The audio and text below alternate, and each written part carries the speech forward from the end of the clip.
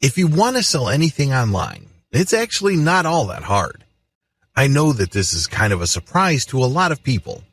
Some affiliate marketers who have been struggling would swear up and down that making sales online is nearly impossible. Well, with the right traffic and the right sales materials, you are bound to generate sales from time to time. Closing a sale is not the problem. Generating consistent, high-value sales, that's the issue. Don't confuse the two.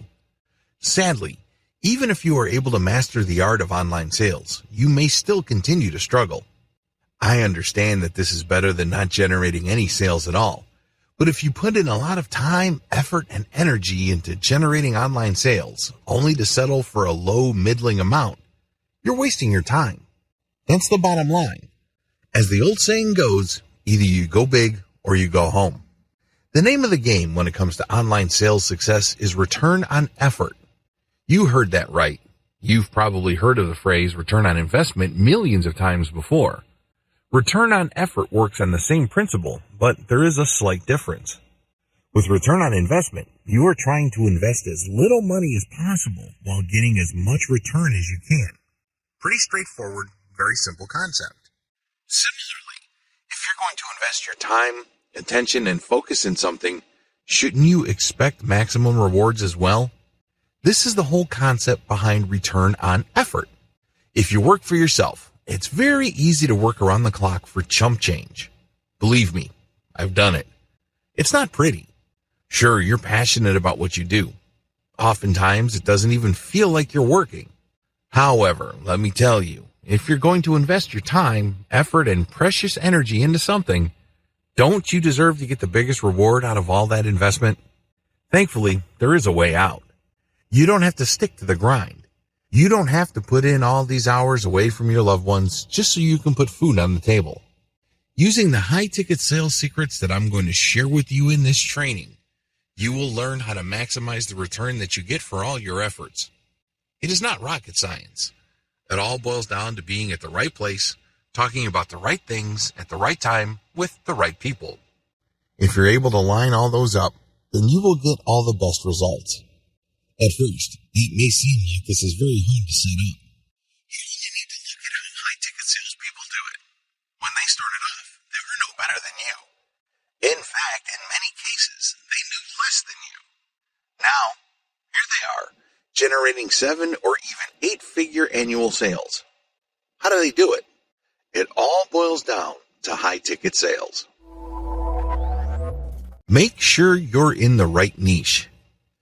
Any discussion of high-ticket sales marketing must first begin with niche selection. Get this wrong, and you're going to waste your time, effort, and money. This is non-negotiable. If you make a mistake with the niche that you pick to build your business on, you're going to fail. The truth is, not all niches pay the same. Niches are essentially subject matter categories involving your target audience's problems, needs, or interests. These are different subjects and they attract different audiences. Some audiences are willing to pay a lot of money. Other audiences are not as willing. Even within the high-paying audiences, there is a question of timing. There are certain products and service categories that compel people to spend a lot of money right away. Unfortunately, these are relatively few. These are comparatively few when you line them up with all the other niches out there. Ideally, this is where you should be. You should look for niches that pay really well and people need to order merchandise or services almost immediately. The reality, most niches pay poorly. There, I said it. Most niches don't pay all that well. Well, this might rub you the wrong way. You might tell me that when you check Google's keyword planner tool, you notice that a lot of niches that you're interested in actually command fairly high PPC, pay-per-click figures. My answer is, look closer. If you pay attention to those figures, it turns out that, in many cases, for people to click on an ad that pays that much, they must be really, really interested already. In other words, they have been pre-qualified and they are ready to buy. That's usually not the case. Usually people are interested in a wide range of topics, but they're not ready to buy. They're ready to do a lot of research. They don't have a problem with comparing different sources of information. When it comes to buying, they may quite utmost confidence that most niches pay poorly when you look at immediacy. It's not enough that people may pay good money for a particular range of merchandise or a particular type of service. That's not the issue. The issue is how willing they are to pay. Don't build your house on sand. To make matters worse, the best niches, high pay and high demand, tend to get saturated very quickly. It's easy to see why. You need to build your business on a solid foundation. This means that your target niche must be lucrative enough and must have a high sense of buyer urgency. Otherwise, you're building your house on sand. You can build tons of these and end up making very little money. Unless you want to play the volume game, where you are cranking out hundreds of websites, and each of these websites make at best a couple of dollars a day, you're going to have to be more careful about niche selection. You have to be systematic and methodical regarding the type of business you build and the platform you choose to convert your traffic. You also have to be systematic about getting the right kind of traffic and qualifying it so it is more likely to convert. All of this boils down to selecting the right niche. You must target the right client. In any kind of market, there will always be audience segmentation. It's easy to think that just because you are targeting insurance as a niche, you can automatically assume you will make a lot of money. On the surface, this seems very reasonable. After all, when you go to Google Keyword Planner Tool and load up all sorts of insurance-related keywords, you get really high figures. It's not uncommon for an insurance-related term to pay $30 or more per click. What's not to love? But here's the problem. That market has many segments. Not everybody who looks for insurance online is ready to buy. Not everybody who is interested in buying an insurance policy is willing to pay top dollar. In fact, in many cases, a lot of people looking for insurance would rather pay the least amount of money or take out the cheapest type of policy possible. Welcome to the world of market segmentation. Audiences in what seem like lucrative niches have different needs. They tend to segment themselves. There are people who are willing to pay top dollar immediately. There are people who are willing to pay top dollar later on. There are people who are not willing to pay market rates and are always looking for a bargain, but they are willing to buy now. Finally, there are people who are very cheap and are willing to wait. Which of these audience members would it make sense for you to chase? This is not rocket science. It should be quite obvious. Always be aware of the differences between your target customers. Just because people are interested in the high-value niche you are targeting, it doesn't mean that all your visitors will convert. If this is your assumption, I would not be surprised if you continue to struggle. You're setting yourself up for a disappointment. You have to be aware of the differences between your audience members. And this is not just a simple matter of segmentation or being aware that this is going on. This must affect how you market using content and information online. People who are looking to pay top dollar immediately are looking for certain types of content. You have to address them a certain way. Different audiences need different marketing approaches. Otherwise, you may put yourself in the impossible situation of trying to convert a cheap customer with high-value material intended for top-tier customers. It all boils down to segmentation. This training is all about high-ticket sales. Accordingly, you have to be in the right high-value niche, and you must target people who will not hesitate to pay a lot of money almost immediately. This must be your mantra. This target audience must be your objective. If you are in any way unsure or unclear about this concept, you will end up sabotaging yourself. Your marketing content may not line up with the psychology of high-ticket customers. You end up dropping the ball. Your sales conversion funnel may send contradictory messages that try to appeal to different types of buyers in your niche. Again, when you send such confusing signals, people would end up confused. Let me tell you a simple truth about online sales. When consumers are confused, they can be relied on to do nothing. I've seen this happen a million times before. Somebody sees my advertising materials. They check out my content. They sign up for my mailing list. They get excited about my updates. And they keep coming back to my website. You may be thinking that this is a good thing. No, I see it for what it is. It is a problem. They keep coming back, but they never quite get the messaging that they're looking for. It's obvious that at some point they are ready to buy. They have built enough trust in my brand. That's not the issue. The issue is that among these many different contact points, there are contradictory messages. They can't quite put their finger on it. This is why they're still on the fence.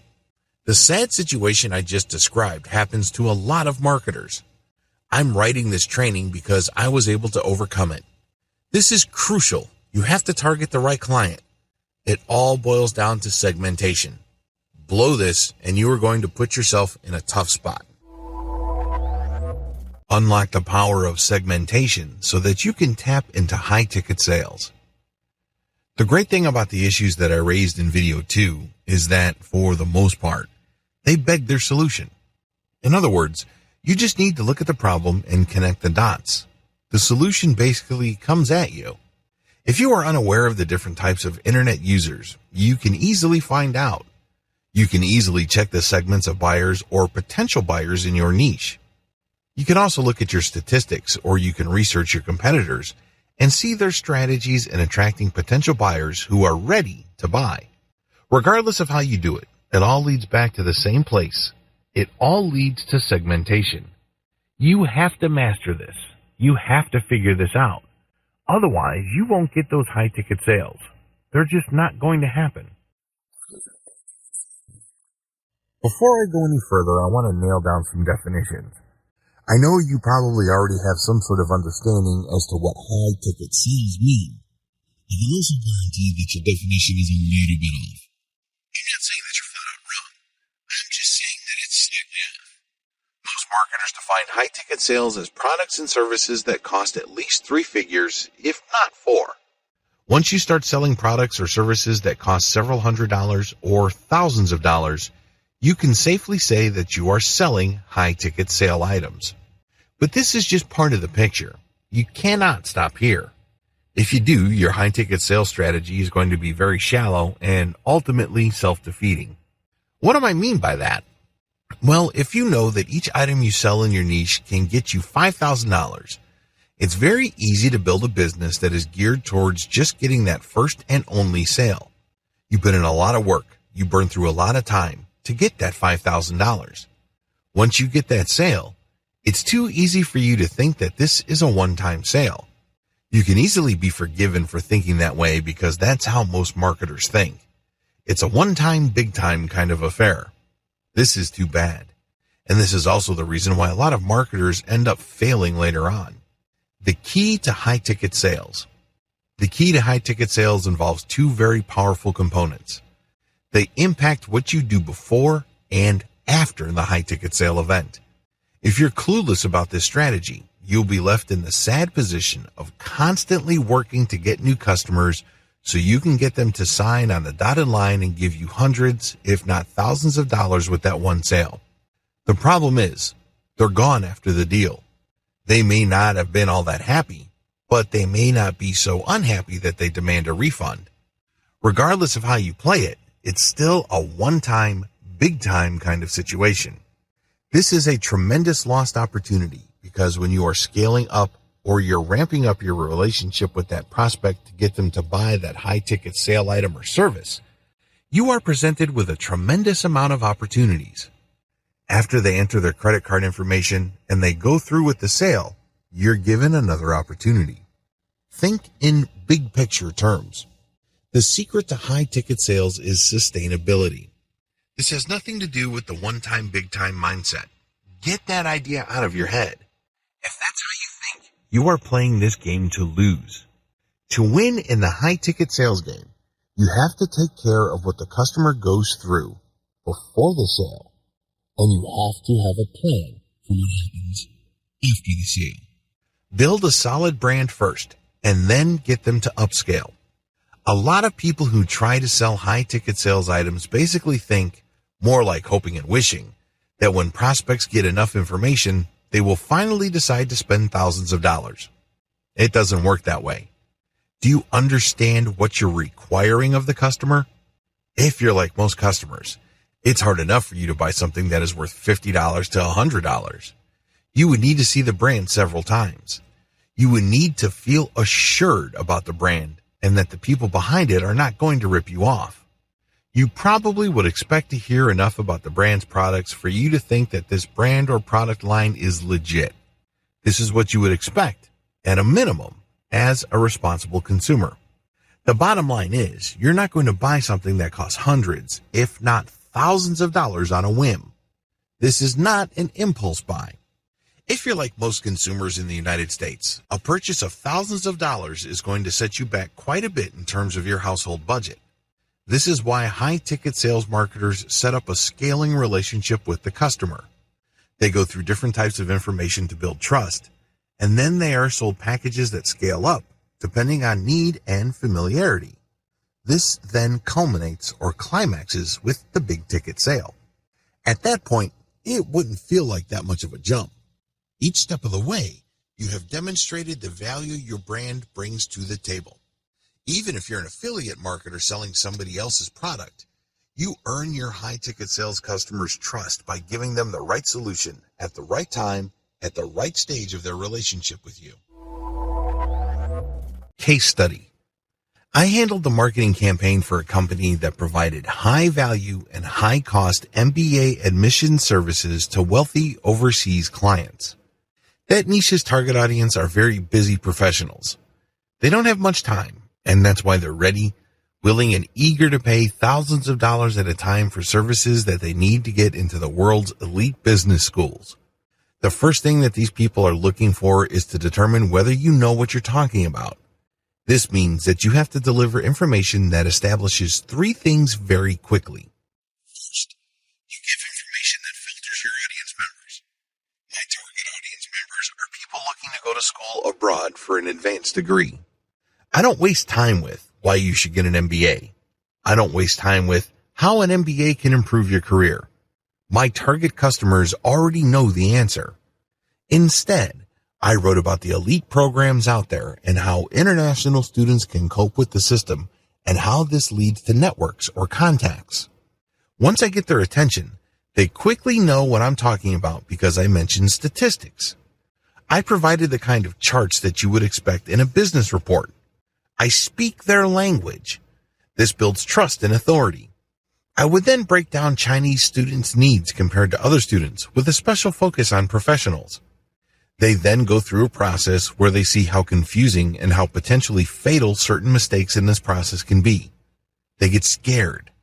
Long story short, they buy product after product as their trust scales up. This culminates with the full customized one-to-one package offered by the back-end service I was promoting. That's when the prospect steps up to the $5,000 or $7,500 package. At this point, the price tag is no longer an issue.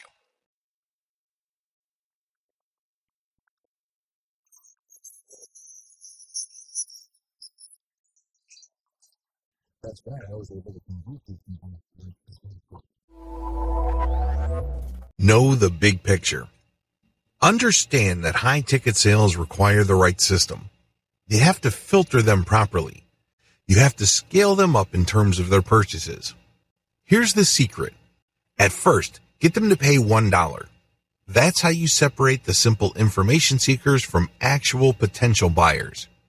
Now, let's be clear. You're not going to get rich from $1 sales. Once you have people transferred over to your buyer's mailing list, you have to continue scaling them up and filtering them until you get to your target audience. These are people who are willing to pay a lot of money because they can see the value of whatever it is you're offering, and they have a tremendous sense of urgency. Either they need to buy right now because there's some sort of deadline that's about to pass, or they have completely given up on doing it themselves or having it done locally or tapping their own network. You have them eating at the palm of your hands. The big picture also includes what happens next. Now that you've gotten somebody to pay $1,000 to $5,000 or several $100s or whatever it is, don't stop. MBA students from China, who are often sons and daughters of multimillionaires, have needs once they get to Canada, Europe, or the United States. Even when they're in the MBA program, they would also have needs. This is crucial because you cannot drop the ball here.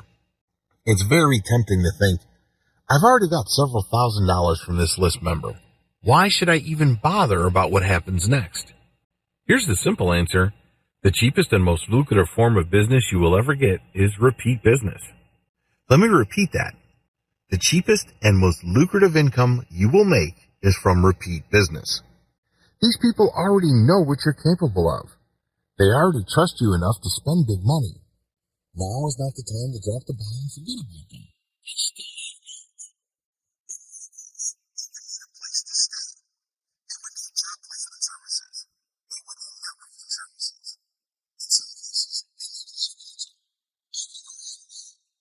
You have to look at your customers the same way. Just because you have converted them already within the main business.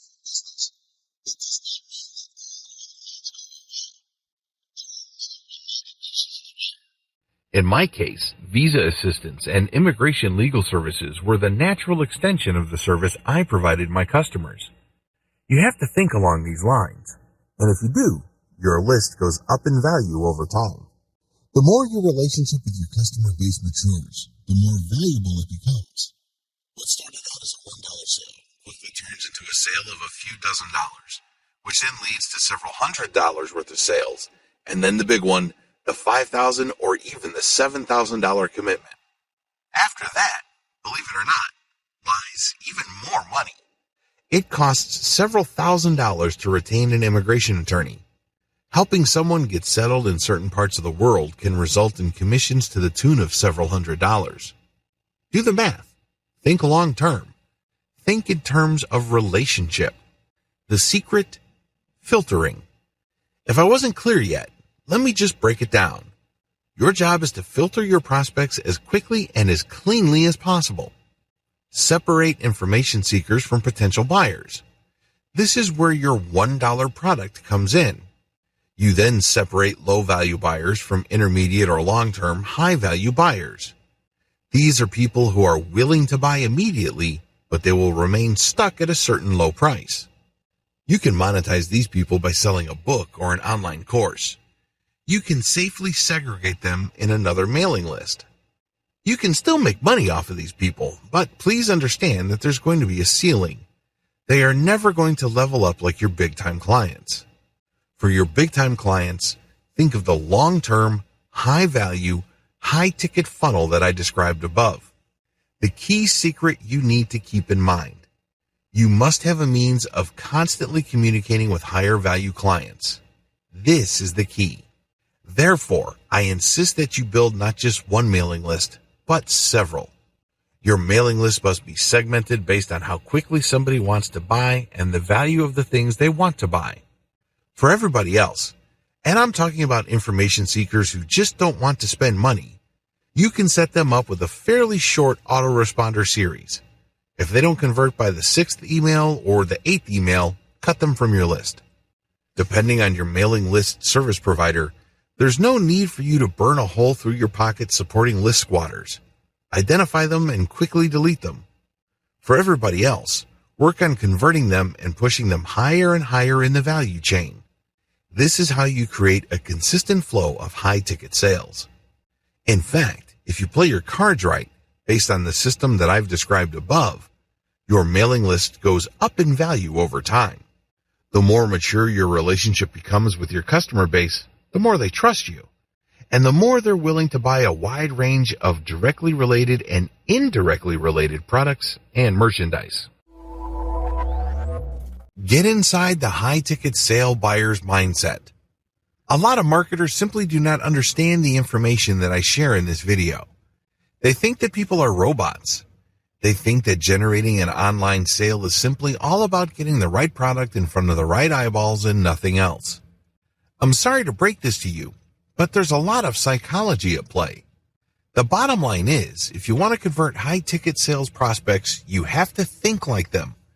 You can't look at the situation purely from your perspective. Let's face it, your perspective is actually simple and straightforward. You want to make money. I get that. Everybody gets that. Who doesn't want to make money? But that's not the issue. The issue is, how do you get your high-ticket sales prospects to separate with their hard-earned cash? Believe me, That's a lot of cash that they're going to be separating themselves from, so you better give them a good reason. Unfortunately, it's very hard to get that reason if you don't think like them. The first step is to choose to think like them. People are not rational. The first thing that you need to wrap your mind around is this simple fact. When people make buying decisions, it's usually not rational. It's easy to think that this only happens within the context of impulse buying. For example, if you go on Amazon Kindle and there's a book that sells for 99 cents, it doesn't really take much thinking because you're really not losing anything. It's 99 cents. If you make the minimum wage in the United States of $7.50 per hour, that's less than 10 minutes of work for 99 cents. It's an afterthought. It's an impulse buy. The problem is, as you go up the cost ladder, it becomes tempting to think that people are not buying impulsively. Get that idea out of your head. The truth is, it's very obvious when somebody's buying something priced at 99 cents compared to something that's priced at $9,000. The reality is, they are operating within the same realm. I am, of course, talking about emotions. In a fairly recent study, researchers asked buyers why they made the decision that they made. They were also asked to fill out a questionnaire right before they bought. According to this study, when people came to their buying decision, they acted out of impulse. But when it comes time to explain why they did what they did, they came up with all sorts of reasonable-sounding explanations and justifications. The study's conclusion is unmistakable. People are based on impulse, read emotion, and then they justify it later on. High-ticket sales prospects are no different from people buying a pack of gum that is worth a few pennies. It's all about emotion. People like to be made to feel special. Knowing the information you have, when you try to get into your high-ticket sales customer's mindset, you have to ask yourself, how do I make this person feel special in this context? Of course, somebody who is paying $10 for something feels special in a certain way that is quite different from somebody spending $10,000. That person spending $10,000 also needs to feel special, but it has to be presented in a different way. Tap the power of exclusivity. Now that I've established that people do make buying decisions based on emotion, the next question to ask is, what kind of emotion? How do you present the emotional impulse? Thankfully, the answer is pretty straightforward. When somebody buys a high-end Mercedes-Benz, they're not just buying a car. They're not just buying something that proclaims to their neighborhood that they have money. No, they're doing something else. They're not just looking to satisfy a need that everybody else has. All of us need to get from point A to point B, but we all have different ways of meeting that need. Depending on our income, depending on how our city is set up, and depending on our culture and other factors, we can choose different options. Some people can take the bus. Others can take the train. Others would bike. Other people would walk. Some would buy a low-end car. Others would buy a mid-range vehicle. And even others would buy top-of-the-line luxury vehicles. Same need, different responses. When we're talking about high-ticket sales buyers' mindsets, understand that they have emotional needs that they need to satisfy in a different way. They're looking to satisfy a need that everybody has in a way that not everybody can do. This is where the idea of luxury, exclusivity, and specialness come in. When you are able to earn enough money to buy a high-end Mercedes, BMW, Rolls-Royce, or an Italian sports car, you are saying to yourself, I am special. I am rewarding myself with something that satisfies a need that everybody has. But I satisfy it in a way that is very different from how everybody else can satisfy the same need. This is the power of exclusivity. You have to wrap your mind around this concept because high-ticket sales buyers must be convinced that your solution is a way of satisfying a need that other people cannot readily use. Make them feel that they are getting something above and beyond what everybody's getting. High-end sales targets don't want what everybody else is getting. Now, we know at the end of the day that that's precisely what they're getting. A car is a car. It doesn't matter whether it has a Porsche logo or a Kia or a Hyundai logo. It doesn't matter if your car says Hyundai Eon in the back or has that BMW logo. A car is a car. It gets you from point A to point B.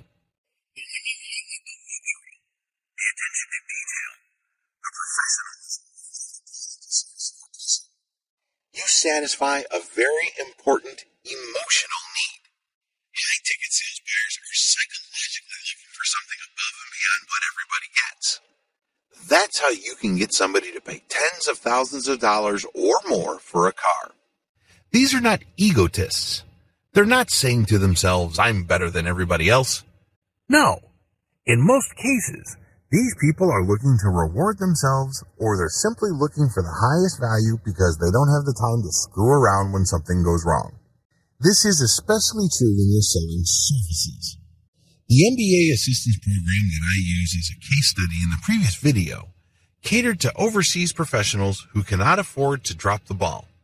That's why they pay top dollar. Get inside your customer's mindset. Look at the sales process and the sales funnel system from their perspective. Get this wrong, and you will end up building a high-ticket sales funnel that somehow, some way doesn't quite work. I'm not saying that you're not going to make a few $1,000 here and there. What I am saying is that you are not building an optimal system. It's 90% there, but it just doesn't produce the outcome that you had hoped for. Conducting a high-ticket sales campaign the hard way. To learn the ropes about anything, it's usually recommended to learn things the hard way. In other words, you go through a whole checklist of items, you pay your dues, and then after you are very familiar with the process, you start optimizing. You keep that up until you come up with a streamlined system that is very different from what you started with. At that later stage, you are able to do things faster, more efficiently, and at less cost. Still, you have to go through the initial stages and basically stumble around, make a lot of mistakes, and feel your way in the dark, so to speak. This is how most people pay their dues. Unfortunately, this is also doing things the hard way. I'd be irresponsible if I did not go through video 7 and video 8 with you, because this is how high-ticket sales campaigns are normally done. Unfortunately, for the vast majority of marketers who go through this process, they get chewed up and spit out. They end up failing. Still, I need to walk you through this before I reveal the secret sauce in video 8. To learn the ropes, you have to pay your dues and do things the hard way. Step number 1.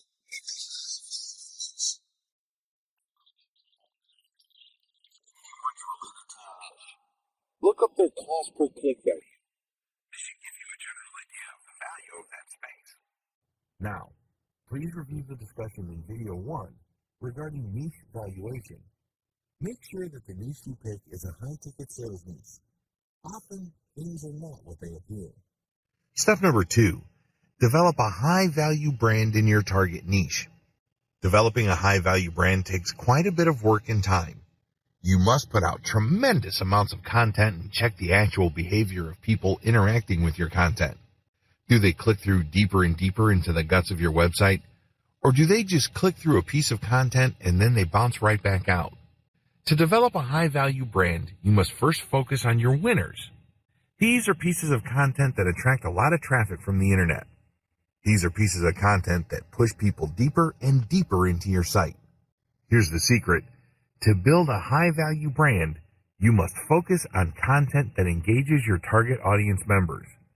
It's very tempting to think that this is just a matter of popularity. When you look at your statistics, whether it is Google Analytics or StatCounter, it's tempting to just go with the pages that get a lot of traffic. But you have to dig deeper than that. You have to look at where people go. Sales customers, or people just put information, drilling deep into your site for more basic information, and they love it.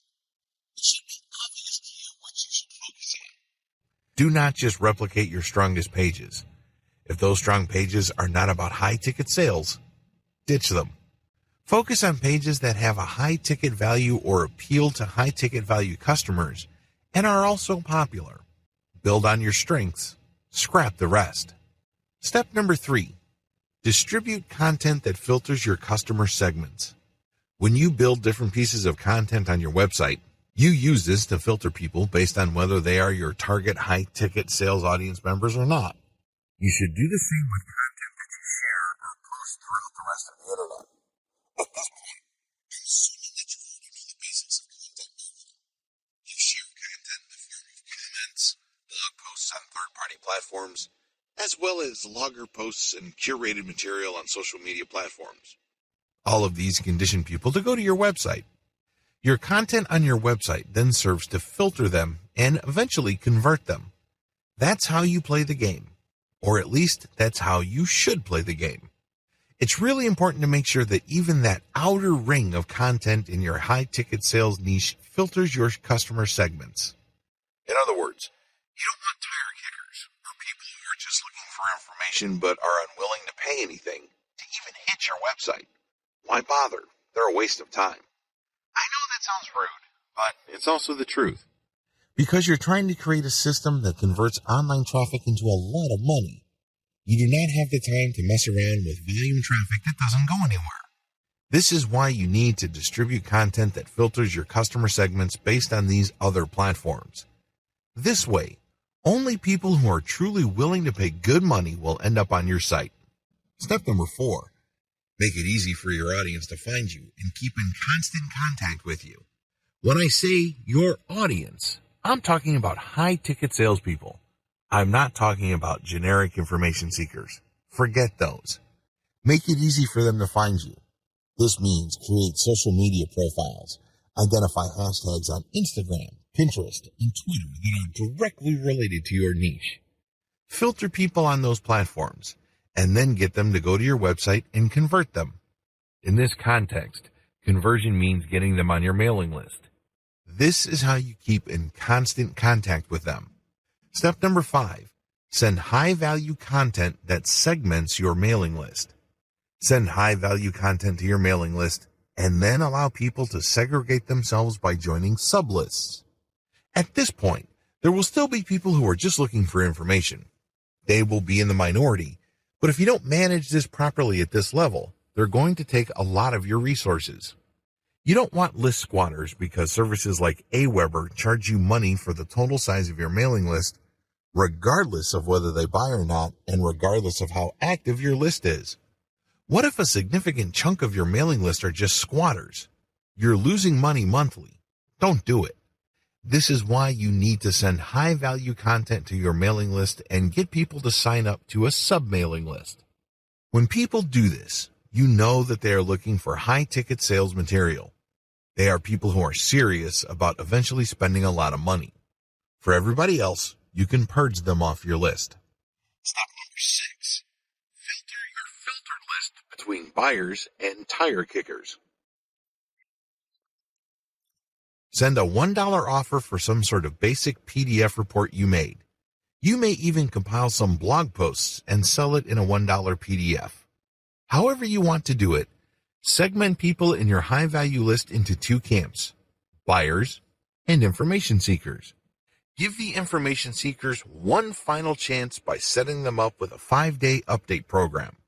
If they don't convert to your buyers list within that 5 days, they get dropped from your lists totally. The key here is to get rid of tire kickers and information or freebie seekers using low-friction sales. Step number 7, scale up your filtration with increased friction. Friction in this context involves people spending increasing amounts of money. Your buyers list is tried and proven only to the point that these people are willing to pay $1 to be on that list. You should then further segment that list by sending opportunities that cost more.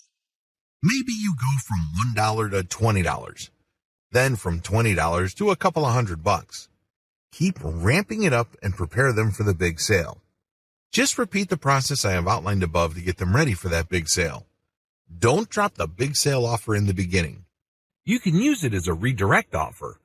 When people buy, they get a confirmation page, and that confirmation page would have that big offer, or at least talk up the big offer.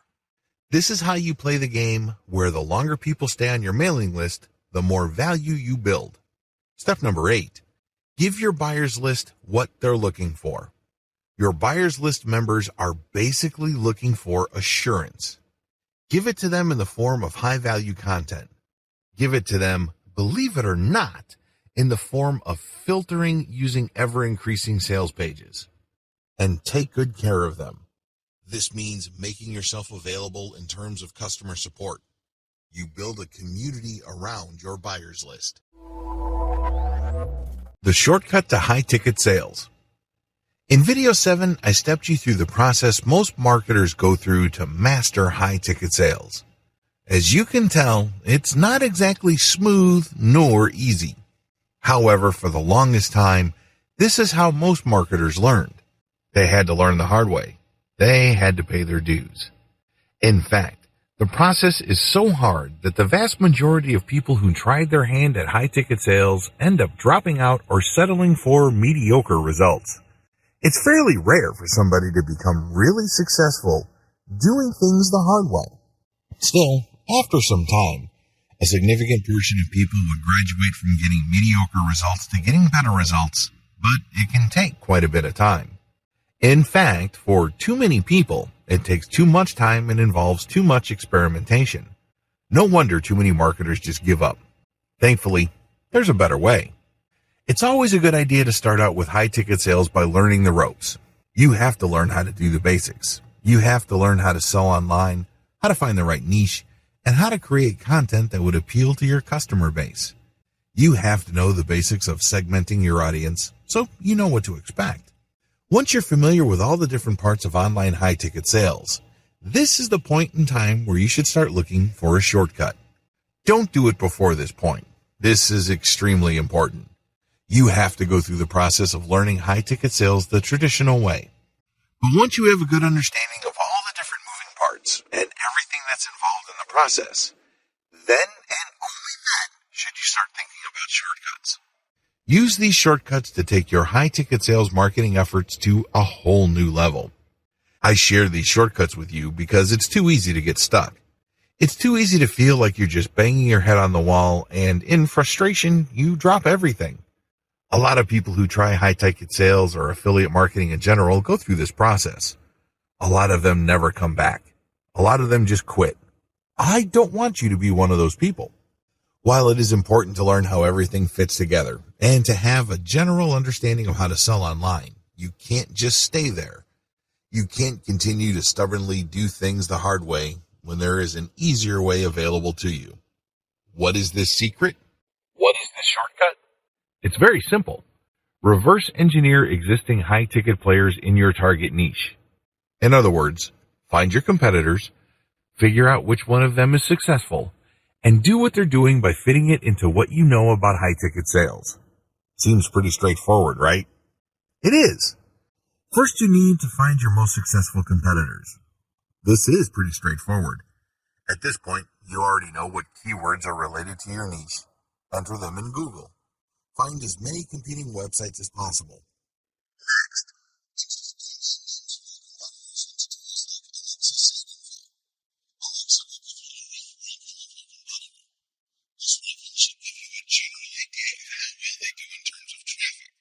but you shouldn't stop with Alexa. You should also take your competitor's domain and plug them into SEMrush. SEMrush will tell you how well they're doing when it comes to SEO. Putting all these data sets together, you can get a good idea which of your competitors are getting a lot of traffic in your niche and which ones are struggling. Learn from the winners. Filter your list and focus on a fairly small number of competitors. These should be the runaway winners of your niche. They should leave pretty much everybody else in the dust as far as traffic goes. Again, we're estimating traffic based on Alexa score and search engine visibility provided by tools like SEMrush.com. What to look for. Now that you have your shortlist going, study the following features of your competitors. Their content strategy. What do they write about? What do they focus on? What themes keep creeping up among all your major competitors? Their ads. What kind of ads do they normally show? Do they push services or merchandise or both? Are these ads for high-ticket items or do they mix in low-ticket items? Do they openly advertise their $1 or buyer list products? Their mailing list strategy. Do they have a mailing list? Join their mailing list and see if they segment or filter their main mailing list into smaller lists. Do they use $1 items to create buyers lists? Their ad designs. Pay attention to the text of their ads as well as their formatting. Pay attention to whatever graphics they use in their ads. Their branding efforts. Do they bother to create a brand? Do they actively engage their site visitors in crafting their brand message? Do they talk about brand values? Their social media presence. By social media, I am referring to the broadest definition of that term. Look for your competitors on forums, Facebook groups, Facebook pages, Facebook comments, Pinterest, Instagram, Twitter, SlideShare, and everywhere else. This will give you a fairly clear view of its different sources.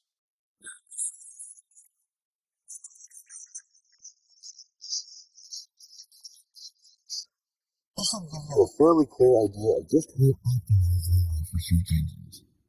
Make sure you go through the list above. Don't skip an item. You need to reverse engineer all your competitors using the list above, so you can be properly informed as to how they got to the position they're in. This information will also function as a roadmap for your marketing efforts later on.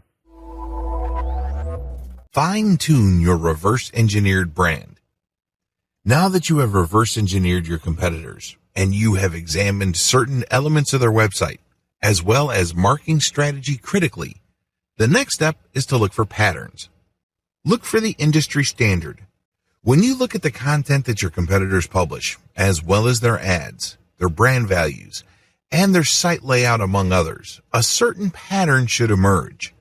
There should be some sort of pattern that you would see that pretty much unites all your competitors. Their sites may look very different from each other, and their content is obviously different enough. But when you look at the themes, topics, and overall design philosophy they follow, many of those sites actually share quite a bit of similarity. Pay attention to this. Use this as industry standard of your high-ticket sales niche.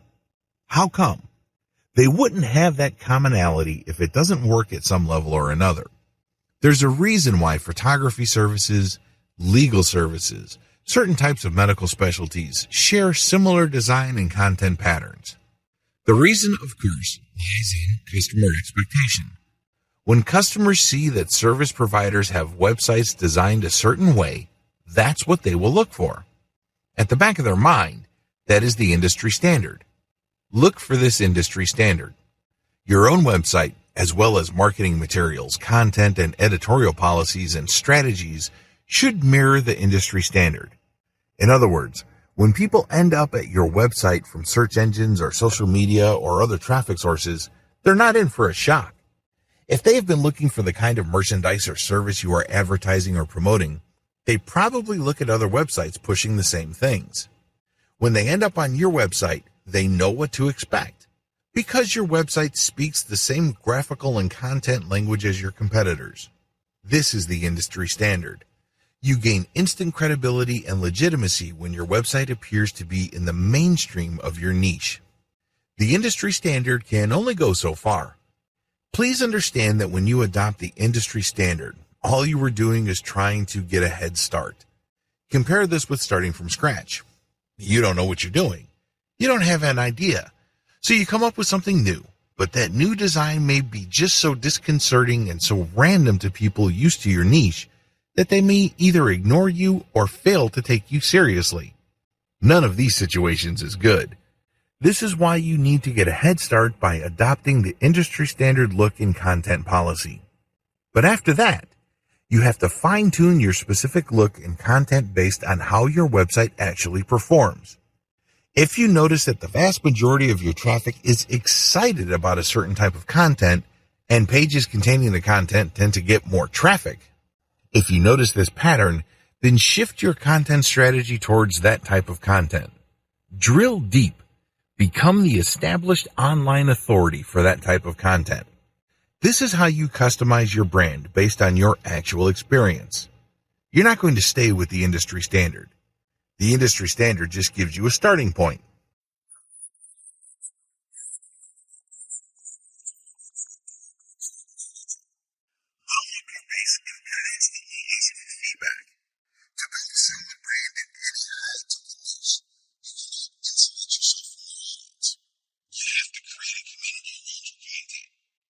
Them as your base. Look at them as your partners. Constantly engage with them. Constantly ask for feedback.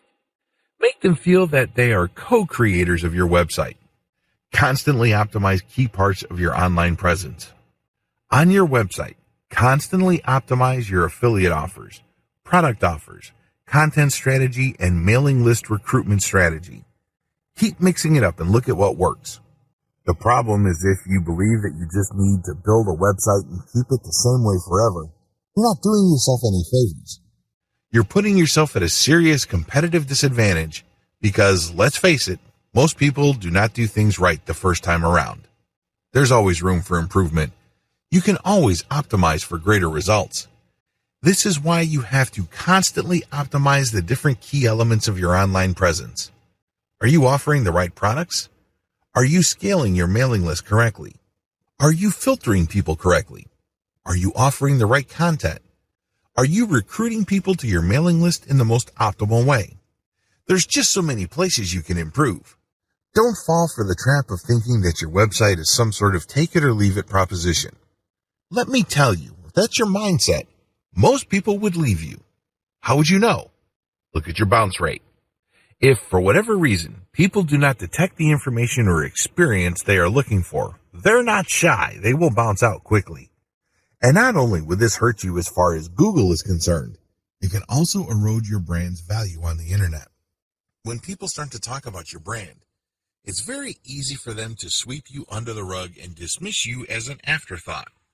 You don't want that to happen. What is the secret? Keep reading. Your secret sauce. Community. If you have read any kind of content marketing book, or if you have done any kind of affiliate marketing and researched what affiliate marketing specialists do, you probably have come across the word community several times. Community is just like the word live. People use it all the time, but the more they use it, the more it loses its meaning. Ain't no shit, but it's true. You can't look at community as some buzzword.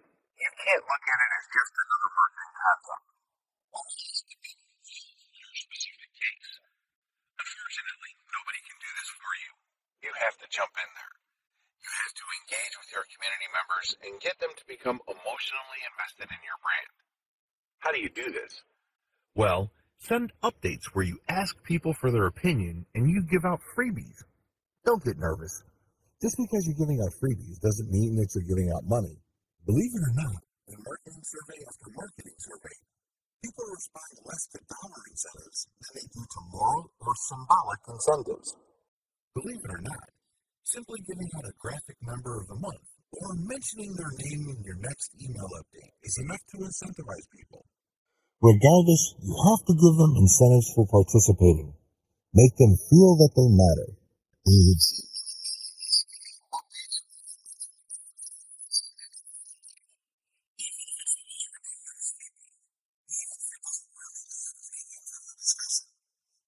Acknowledgement and recognition.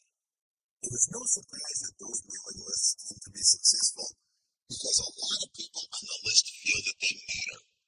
They feel that they are being listened to. They feel that they are being validated by the brand that they support. If you're on a mailing list and one mailing list treats you like a complete nobody, and you feel anonymous, while the other list mentions you and runs promotions or collaboration campaigns that excite you, which list would you rather stay on? Which list email would you rather check? Which list would you talk about with your friends? It's a no-brainer. When people feel like a number, or they are made to feel like they are another face in the crowd, they're not all that excited. They won't be motivated to become your brand's evangelist or provide testimonials for your brand. Please understand that this is crucial. Since you are dealing with high-ticket sales that involves very selective and very discriminating audiences, a little bit of fan support helps. In fact, it can mean the difference between perpetually struggling and becoming one of the top brands in your niche. Tap your fan base. They are not just your customers, they are your potential fans. Turn them from content readers and list spotters to your pent-up, energized, and enthusiastic fan base. Not only are these people more willing to buy whatever it is you're pushing, but they're also more willing to spread the word about your brand. How come? They feel emotionally invested. They feel connected. At some level or another, they are under the impression that they have skin in the game. Grow your brand around your community. This is probably the hardest part of this process because a lot of marketers are content to stop at the point immediately above this section. But if you truly want to take your brand to the next level, evolve your brand around your fan base instead of the other way around. This is the secret to sustainable brand power. If you want your mailing list to grow in value over time, build it around the needs of the people on your list. Hold contests, hold AMA sessions, hold photo contribution contests or projects. Ask individual members if you can turn them into case studies. These are just some of the many ideas that you can use to build community. Remember, your list is not just a collection of people who have given you their legal consent to send them messages. Your list is a relationship. Treat it like one. Picking the right high-ticket service or product to sell. Prior to this point, I've helped you put together an online conversion platform. I have helped you put together, using the power of reverse engineering, the website and messaging platform that you need to turn your traffic into cold hard cash. The next step is to figure out how to sell the right product or service to your list. Here are the steps that I follow. When you start segmenting users, don't focus on sales. The first thing that you need to do is when you are building your website and you're building your mailing list, do not focus on sales. Focus instead on segmentation. This means you have to create a system where your users will segregate themselves. The name of the game is to get rid of information seekers who don't want to buy anything. That kind of traffic is useless to you. You set up $1 items or cheap services. The key is to get as many of your list members to sign up for these so you can then qualify them for additional sales later on. Optimize your messaging to maximize trust. Pay attention to your open rates. Do you notice that some of your emails get a lot more responses and opens than others? Do you notice that some of your emails do not get that many opens, but they get a lot of clicks? You have to slice and dice this data so you can come up with a great combination of high open rates and high internal email click rates. It may seem impossible at this point, but the more experiments you do by focusing on your most successful emails, the closer you will get to that great combination. Pay close attention to what your community demands. Give your community members an opportunity to tell you what to do. You should do this on your social media accounts. You should do this on your website. You should do this through a specially designed, incentivized engagement system for your email. Regardless of how you do it, you need to do it. You need to ask them what it is they would like in terms of content, promotions, products, services. Please understand that there's a big difference between what people say and what they do. You have to always cross-reference whatever suggestions and recommendations you get from your customer base with their actual behavior. If they keep saying that they like a certain type of content, but you notice that when they go to pages that contain that content, they bounce out, they may be telling you something else. They may be telling you that you may be publishing a certain type of content, but it's not that precise content that they're looking for. This is a serious hint that you should pay close attention to. You should investigate it further. They may be looking for some sub-niche or some sort of specialized content that is closely related to the content you already have. That's why your pages have such a traffic pattern. It's not like people are not interested in the content. They are. They're clicking through, but they're not staying. This is where a little bit of engagement can go a long way. Think of it like some sort of detective story. Pick the most credible, yet highest value product or service you can offer. High ticket sales is all about offering the very best. People are not looking for second best. People are not looking for a bargain, if you think about it hard enough. They're looking for the best. This means that you have to engage with your community long enough for them to tell you what you should be selling. Believe it or not, your list members will tell you. They know what they're looking for. In the case study that I mentioned about the MBA program, I was told which graduate programs are the most popular in China. When I took action on that and changed the direction of my content production and editorial policy, my conversion rates went through the roof. Your community eagerly wants to tell you the answers you need to make more money. The only question is, are you willing to stop and listen? Think beyond commission payouts. As I have mentioned in an earlier video, You have to look at the big picture of what you're doing. It's very easy to get blinded by high commission rates. It's very easy just to zero in on that point where you sell a $5,000 service or merchandise package to your customer off your mailing list. It's very easy to just focus on that and then move on to the next customer. If you're doing that, you're wasting your list. I can't emphasize that enough. That person who bought $5,000 of services or products from you can easily do the same if you convince them of another product or service in the future. That's how you make real money with your list. Each and every name on that list wants a relationship with you. Don't blow that relationship using a one-time, big-time mindset.